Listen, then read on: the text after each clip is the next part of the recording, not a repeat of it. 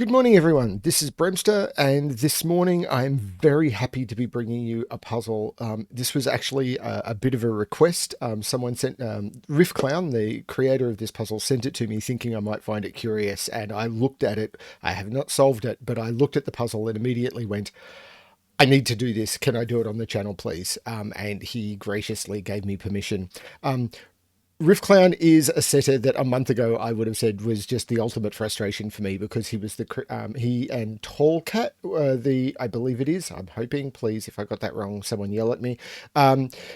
Were the creators of the lockout line constraint, and a month or so ago I was tearing what hair I have. It may not look like I've got any, but there's a little bit there, over the lockout line pack that was released by Cracking the Cryptic, and I was just completely lost. But I've done a few puzzles by Riffclown now, and they are just great. Like, I don't think I've had it done yet. And finding out that Riffclown has been working on a new constraint, a twist on an old constraint, just made, yeah, I'm in. I had to give this a go, and I wanted to do this. This is a puzzle called Demonstrating Broken 159. And I'm assuming that's because this is demonstrating the constraint. I've not done this puzzle. I have no idea what I'm in for. So it should be good. So the reason that I'm drawn to this is I'm going to go, this is a bit of a digression, but live with me, it won't be long. The first puzzle I ever created was using a rule set called Psycho Killer, which used killer cages that used references. So the digits that were placed in the cages wouldn't be the ones that added to the sum. It would be the digits they pointed to elsewhere in the grid using the rule set I created. And those rules were, exploring those rules and figuring out ways of dealing with it were quite popular. Some people liked the puzzle. A lot of people didn't. People said it just melted their brain, but 159 is kind of the same thing, except rather than being able to place those constraints anywhere in the grid, they're limited to particular columns. So playing around with referencing stuff, I really enjoy. And this does this with a twist, and I like the with a twist elements sometimes. I'm not a fan of ambiguous clues. I think clues that are saying something that might be one thing or might be another, I'm really not a fan of, although there are exceptions. The recent puzzle by Zatamath called Two Truths and a Lie, I could not solve. I actually did not enjoy that puzzle very much. I tried for a while but couldn't do it. There is a puzzle by John called Little Lines, however, which I thought was fantastic. As an ambiguity puzzle, it's probably the one I've enjoyed more than any other I've attempted. I might try and remember to throw a link to that. But back to this puzzle. This is a puzzle that uses the 159 reference in a broken way. So what I'm going to do is, there are links below after I've explained the video. Feel free to give this a try. This is a demonstrating puzzle, so I'm hoping it's not too hard. I'm running to a bit of a time constraint here, so we will see how we go. So what I'm going to do is I'm going to explain how 159 works, and then I'm going to explain how this is broken. The rules on the screen are for the broken 159, and we'll go from there. So in this puzzle, normal Sudoku rules apply, which means that in every box, in every row, and in every column, you must place the digits from 1 to 9 without repetition. Now, in normal 159, and I'm actually going to break Riffclown's grid here to demonstrate. So in normal 159, what you would have is you would have something like this, where they'd normally be highlighted in an orangey color, but the digits that are placed in column 1 would then point to where the 1 would be in that row. So if this was a normal 159, we could see here that this is in the 6th column, so we would have to put a 6 here. This is in the 3rd column, so we would have to put a 3 here. So where you put the where the 1s and the 9s and the 5s end up in the grid, you have to put in the row, you have to put that cell that is pointing to it into it. So if you find the position of the 1, the 5, or the 9, you can fill out where it's pointing, or if you figure out what's in the pointing cell, you can place the 1, 5, or 9. That's how normal 159 works. In broken 159, which I think is fascinating, what you have is that rule applies, but only to cells that are highlighted. So not the whole column is highlighted, only these cells. And there is a negative constraint. So this cell cannot point to the 1 in this row. So what that is telling us is, just before I start, this could not be a 6, because if this was a 6, this would be correctly pointing to the 1, and that would need to be shaded, and it's not. So we've got a negative constraint in play here. So that's giving us a little bit more information, and we've only got 6 shaded cells, which I'm assuming is going to be a hefty little constraint. So I'm going to try and solve this now. Feel free to give it a shot for yourself in the links below. Come back, give my video a likes up if you like, thumbs up if you like it. Please come back and please subscribe. See more of the stuff that I'm doing. Let's give this a shot. So, normal Sudoku first, I think. So we have 1, 1, and 1 pointing into this box, so I can put a 1 there. We have 3, 3 pointing down here, so they can be 3s.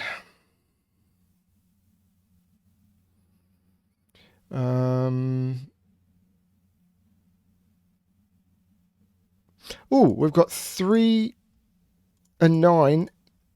Sorry, 3 and 9 and 3 and 9. So this has to be a 3-9 pair. So this is a 3, this is a 9. This must index, so that becomes a 5.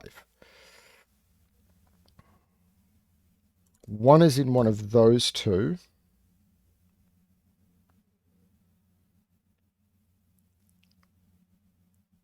What are these digits? That's quite a heavily constrained column. 2, 4, 5, and 6. Well, this can't be a 6. Because if it was a, and it can't be a 2. So this is 4 or 5, which means because this must index, either the 5 is indexing itself or the 5 will be there. So 5 is in one of those two, which means 5's not there. And 5's not there. So I've got a 2, 4, 6, which makes that the 5. Oh, there was another way of seeing that. So if I put 5 into any of those cells, it would have been a self-indexing 5, and none of those cells can index. Oh, I must place a 9, using that logic, I must place a 9 in column 9. I can't place it there, or there. That's got a 5 in it, that's got a 1 in it. All of those cells can't be 9s. That becomes a 9. The only place I could put a 1 in column 1 are those two cells, and that can't be a 1. I get a 1. That puts a 1 here.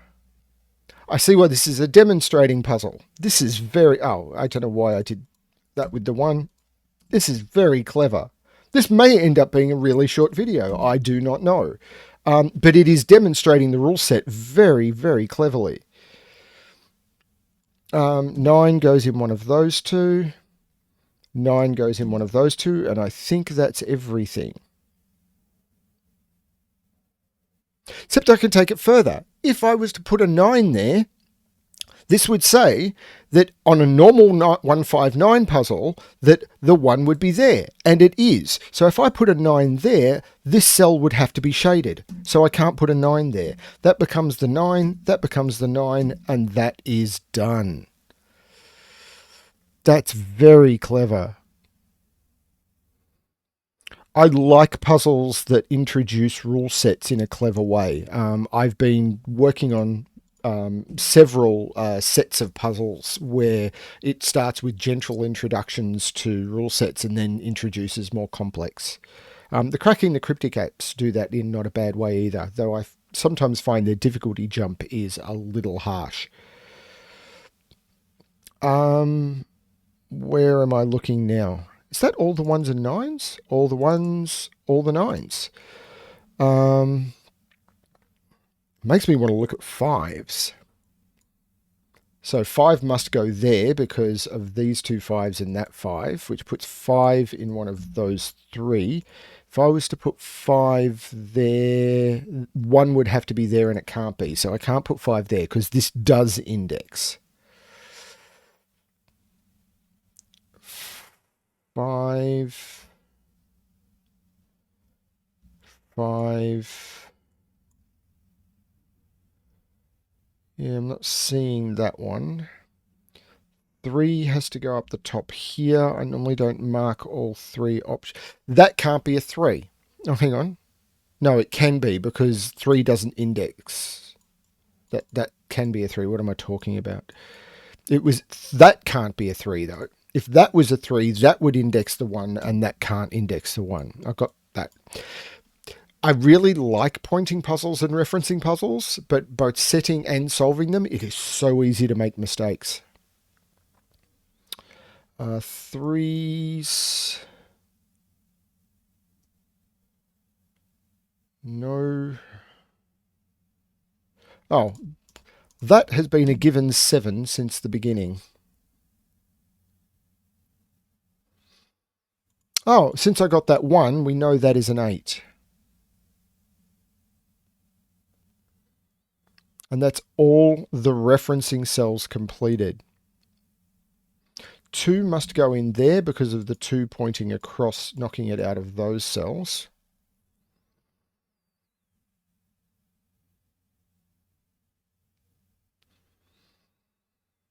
Is this just putting in lots of candidates? 7 must go in one of those 2.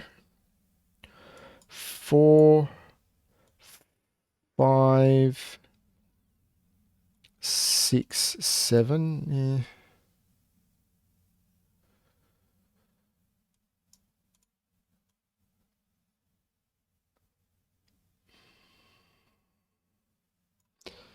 What is the most restricted? Well, row 1 has 5 digits, so let's see what I need to put in here. 3, 4, 6, and 8. Well, that can't be 3. That can't be 3. Oh, that's not great. So this is 2, 4, 6, and 8. Can't be 2. So 2 is absolutely in one of those 2 now. So that's not a 2. This is a 4 or a 6. This row still has a referencing digit not resolved and it's limited to 4 things. So let's see what we've got. We've got 2, 4, 6, and 5. That can't be 5.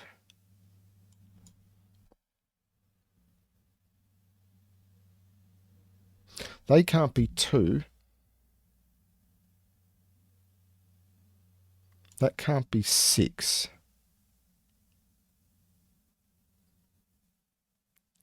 That can't be 4.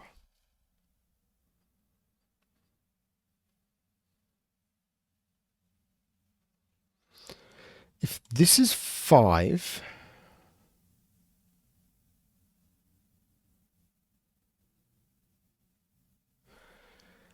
this is 4, 6. Oh, if this is 5, this can't be 2. So it goes 5, 4, 6, 2. Okay. If this is 5, this is 6, and these are a 2, 4 pair.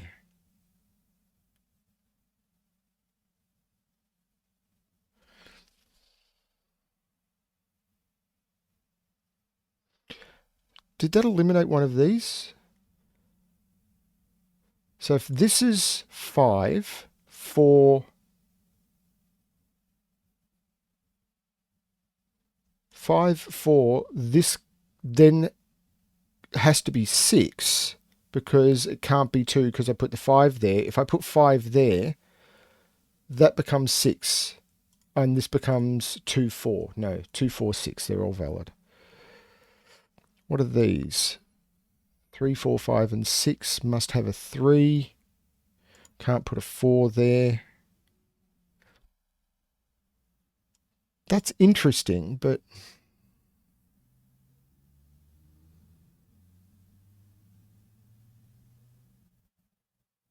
I have to put 2 in one of those 2 now.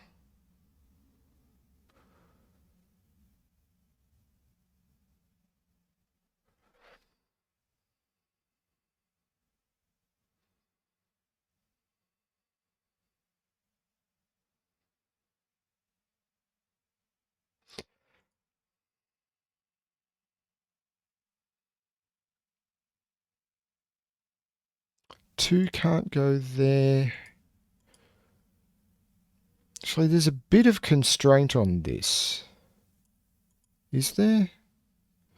So it might be this. They seem equal. I don't know.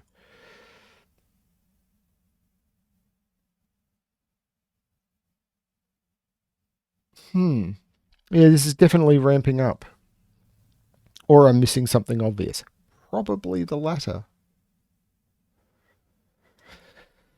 2, 4, 6, 7, 8.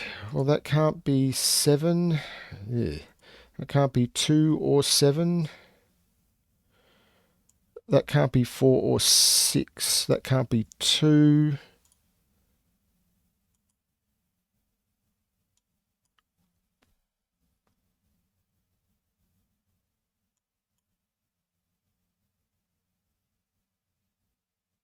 And this is only 4 things. So 4, 5, 6, 7.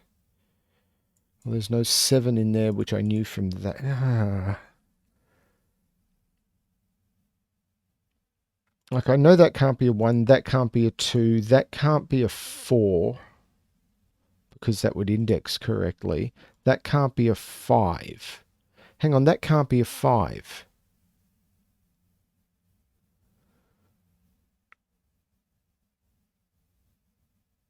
So that puts 5 into one of those two, which means 5 can't be in one of those. So 5 is there, 5 is there. That puts 5 in one of those two. It's not fixed by that.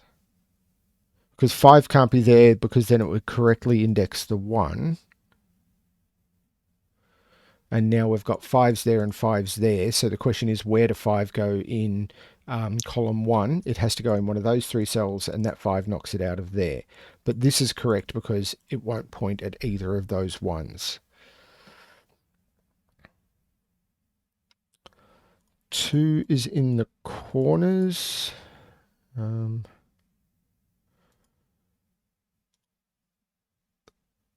Yeah, this can't be a 1, but it can't be anyway. This can't be a 5, but there's already a 5. It's already a 1. This, it can't be a 5. I just used that. This can't be a 6.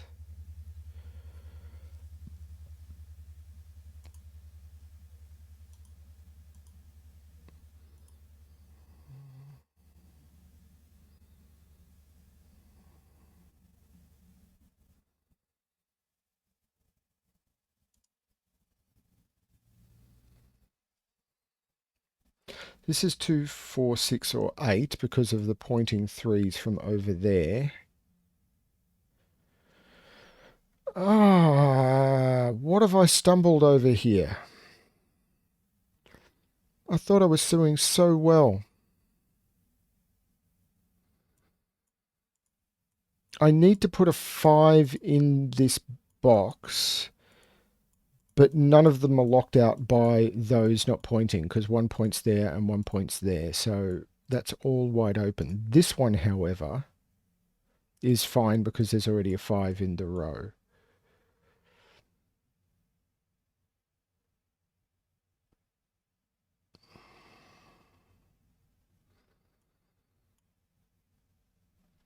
This,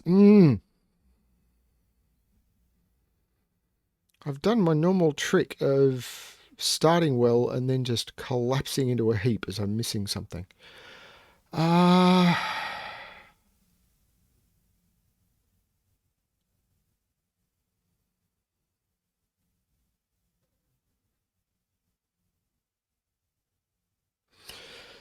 So this can't be a 6. This can't be a 1, but it can't be. This can't be a 7. So 7, that can't be a 7, because if this was a 7, it would correctly point at a 9. So this can't be a 7. None of those can be a 7. 7 has to go in one of those two, and there's a 7 there. I can place a 7, which means 7 is now in one of those two, which I knew from the row anyway. But 7, 7 makes one of those two a 7. That really didn't get me anything.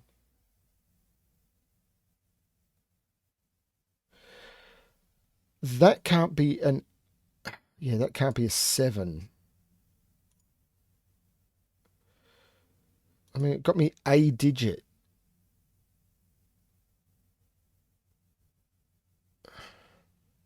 Yeah, I'm at that point where I'm getting ridiculously excited about a digit.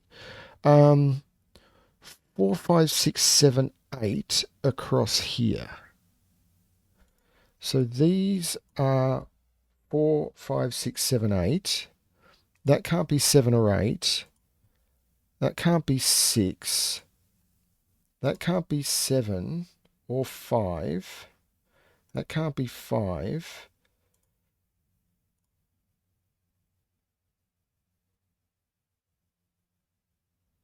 I'm so close. What am I missing?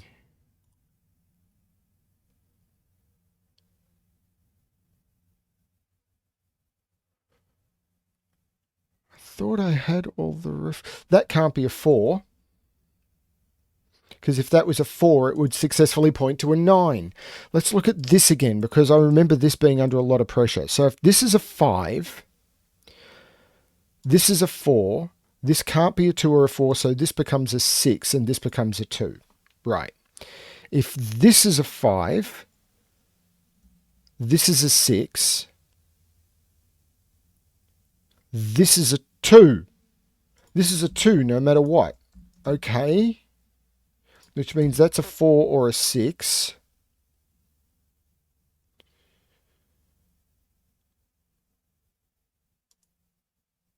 3, 4, 8. Oh, can I resolve this? So if this is a 5, I don't think I can. 4, 6 pair. That's a 2. Well, that was just from the 2. So that's a 2. 2, 2, 2, 2, 2. Ah, that's given me, just confirmed that.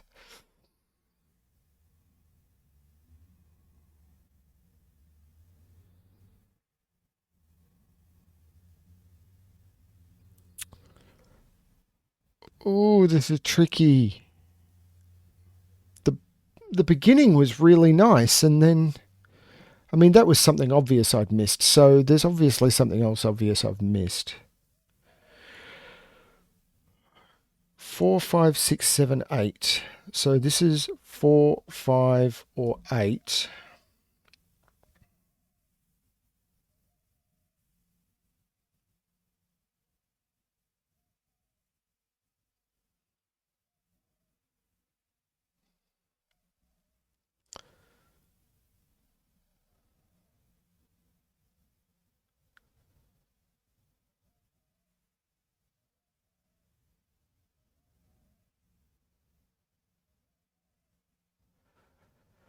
Let's look at column 1, because there's a referencing column. So in there I need to put 2, 3, 4, 5, and 6. So we've got 5 listed down there, so I can take 5 out of those. 6 cannot go there. 4 cannot go there. So this is 2 or 3.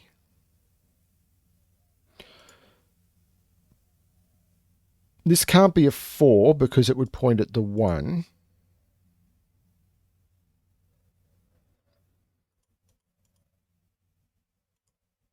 So that's 2 or 3.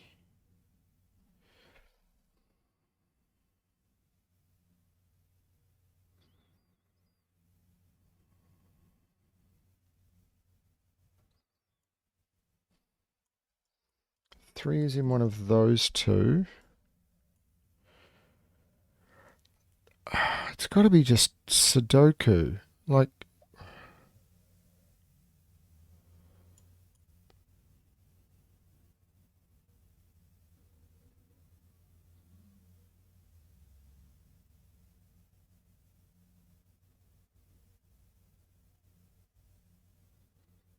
there has to be some basic Sudoku I'm missing. That felt really clever, but it's not got me very far.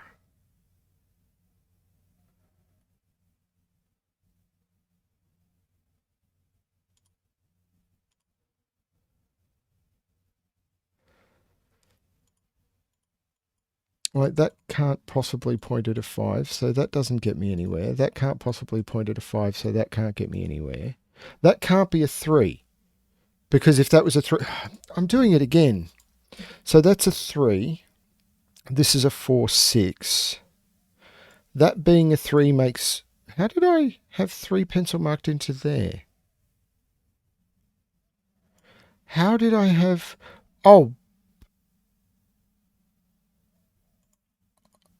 I know that can't be a 3 because of that 3. Why can't that be a 3?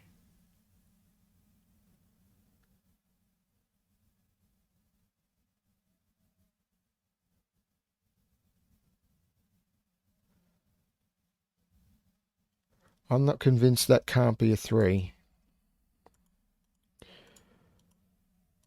I know I should trust my pencil marks, but why can't that be a 3?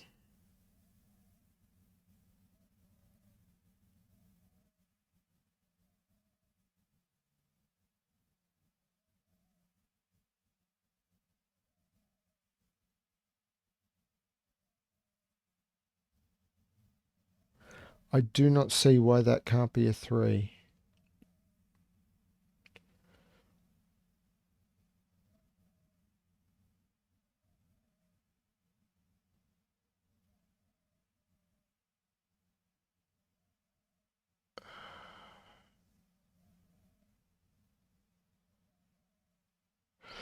What did I do to remove that as a 3? Because if that was a 3, that would index a 1 there, which is...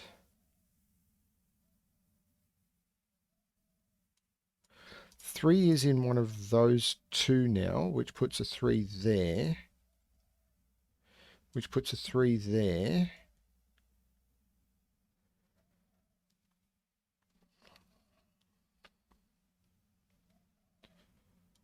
That cell. What did I do? So I've got 3 in one of those two and 3 in one of those two.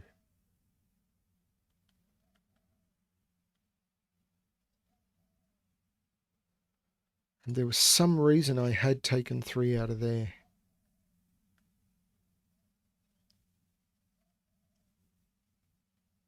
Yeah, I don't think I can trust it. 1, 2, 3, 4, 5, 6, 7, 8. So this is 5, 7, or 8. This is 6, 7, or 8.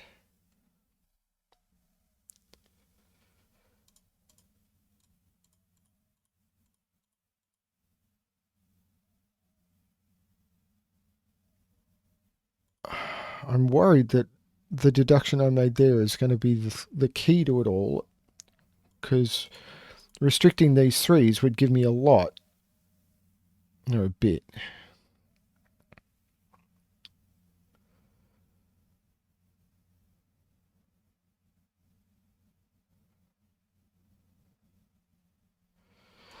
These are 2, 4, 6, and 8 because of the fact that all the odd numbers are placed, which doesn't surprise me because 1, 5, 9 are the indexing stuff.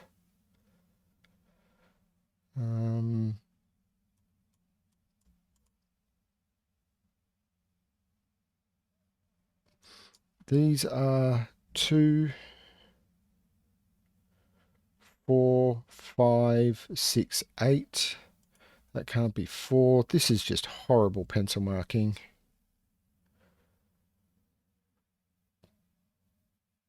This is a bad solve.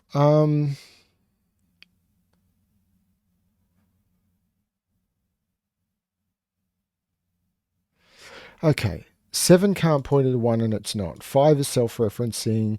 This can't be a 3 and it's not. This can't be a 3. This is not pointing at a 5. This can't be an 8. Well, that might make a difference because that puts an 8 there. Should have looked at this earlier. The 8 there takes 8 out of those. There's a 4, 6. That becomes a 5. There is no 4 or 5 in there. There's no 6 in there. This is a 2, 8 pair. 2, 8 doesn't do much, but this 4, 6 takes 4, 6 out of there.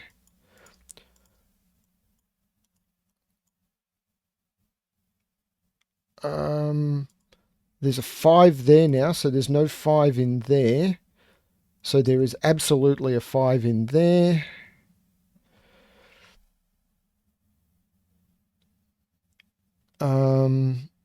There's no 7 there. I should never have put it there. There's no 6 there. Actually, that 5 goes back, making that an 8. That becomes a 7. That becomes a 2. That becomes an 8. There is no 8. That's a 2. That's a 4. There's no 4 or 8 in there. This is a 2, 6, so that becomes an 8, which I could have got from the 2.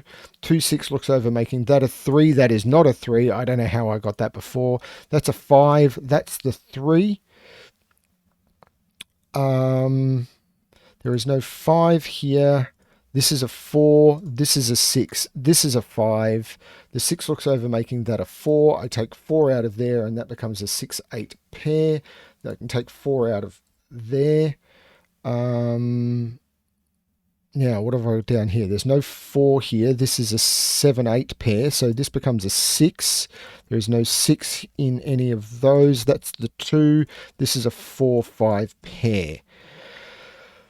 Okay, there's no 6 here because of that 6. In this row, I am missing 4, 7, and 8. So that must be an 8. So that becomes a 7. This is a 4. This is a 7. This is a 6. This is a 2. This is a 6. This is a 2. The 6 goes up, making that an 8, and that a 6. The 6 goes over, making that a 4, that a 6, that a 4, that a 6. I've got a 6 and a 7, so that's the 4. I take 4 out of there. The 6 looks over, making that a 5, that a 6. The 5 looks over, making that a 4, that a 5. And finally, I can go 8 and end with lucky number 7. So that's how you demonstrate broken 159 slowly. Thank you for watching the video. I really hope Riffclown does more of these. I think he's done a couple and posted them. I'm not sure. But I will, of course, post links below, including to Riffclown's page on Logic Masters Germany. But this is a really interesting constraint. I really like the way that you had to think about, is it a positive or a negative constraint? And I really do hope we see more of these. I think it would be fun. So yeah, reach out to Riffclown, ask for more. Do more of his puzzles. They're great. Yeah, so comment below if you like this one and would like to see more. And feel free to join me for another video sometime in the future. Thank you very much for watching.